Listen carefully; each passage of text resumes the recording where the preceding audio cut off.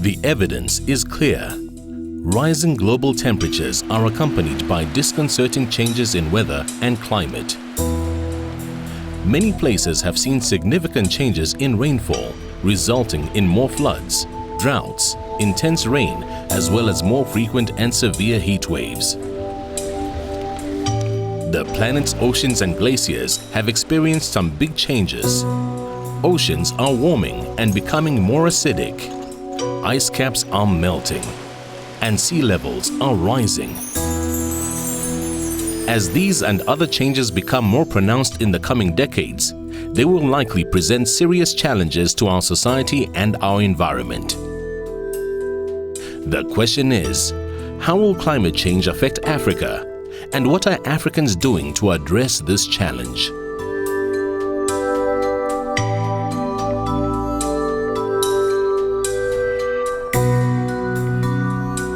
We are the messengers for things to happen.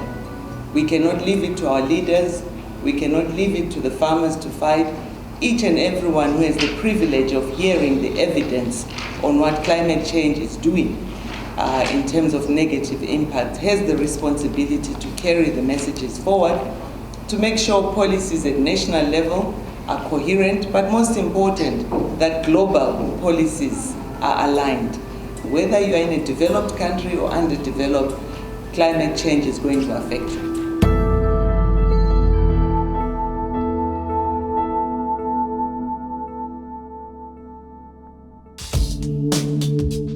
In an effort to ensure adaptation is implemented within the sub-Saharan African region, the Food, Agriculture and Natural Resources Policy Analysis Network, or FANRPAN, and West and Central African Council for Agricultural Research and Development commissioned 3 studies reviewing climate change impacts on agricultural, health and urban sectors. So we were basically tasked with 3 major undertakings. The first was to review climate change adaptation and policy pertaining to agricultural, health and urban sectors in Southern Africa. And then the second task was to look at potential of identifying any gaps that exist in terms of climate change adaptation, research and policy in also those 3 sectors, and the way research has informed policy making. And thirdly, which I think is quite important, is to try to identify who are the key players and stakeholders in order to look at where the opportunities that exist for mainstreaming climate change adaptation policies, to be able to explore the policy and research nexus within those 3 sectors. These studies showed that while there is unequivocal evidence that the climate is changing, there is much uncertainty regarding the pace and extent of change and its impacts on different subregions, sectors, nations and communities. This uncertainty makes policy decisions more complex and magnifies the need for Africa to build its knowledge and analytical base, as well as strengthening the capacity of country and regional institutions to address issues related to climate change.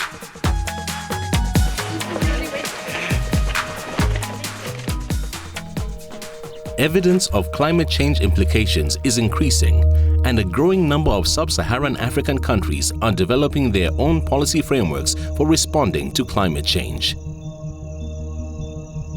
Dialogue and appropriate linkages between researchers and policymakers have now become crucial to effectively use research results to manage this threat. The major goal of Africa Interact is to promote dialogue in terms of climate change adaptation in the agriculture, health and urban sectors, so as to promote research evidence and advocate for evidence that will inform climate change adaptation in all those sectors that I just talked about. Climate risks have always been a part of life in sub-Saharan Africa. Today, however, climate change is increasingly posing significant challenges to the continent, wherein food and water security, livelihoods, shelter and health are all at risk. Among other things, there is an urgent need to improve the knowledge base from which policy responses to climate change are built on. At FANRPAN's annual Regional Policy Dialogue, hosted in Madagascar in 2014, the issue of adaptation to the threat of climate change came strongly to the fore. We've realized that as a country that climate change is already here and we need to adapt more than medication. So we have a project that is actually doing climate change activities. We start from water harvesting at household level, permaculture gardens from the water harvesters, and we go out to the community, we look at rehabilitating degraded lands. And after the rehabilitation, the community can actually reuse those lands for conservation agriculture, and they can also plant trees because that's reforestation. We need to address the issues of climate smart issues in livestock by ensuring that efficiency is included, addressed properly, and that the farmer benefits at the end of the day, and that this farmer though should not be practicing their normal routine ways of doing business the way their ancestors did them. We're trying to say, let the farmer adopt technologies. They are not without help. These technologies are there to enhance the efficiency of their practices. At the policy dialogue, it was resolved that apart from biophysical and economic impacts of climate change, it is also necessary to focus on the social aspects of climate change. It is important to observe that diversity is a constant in African families, which poses a challenge for targeting useful interventions. Understanding the vulnerability of the households is crucial, especially the significance of separating general vulnerability from vulnerability that will arise due to climate change. Many local government officials do not believe climate change exists, do not believe that everyone out there believes that climate change is real. They simply do not. So within that reality, we had to realign our expectations. Okay, throw away this integrated approach, it clearly doesn't work. Talk to the reality. We turned around and we adopted a sectoral approach. We went to 3 pilot sectors: water, health and disaster management.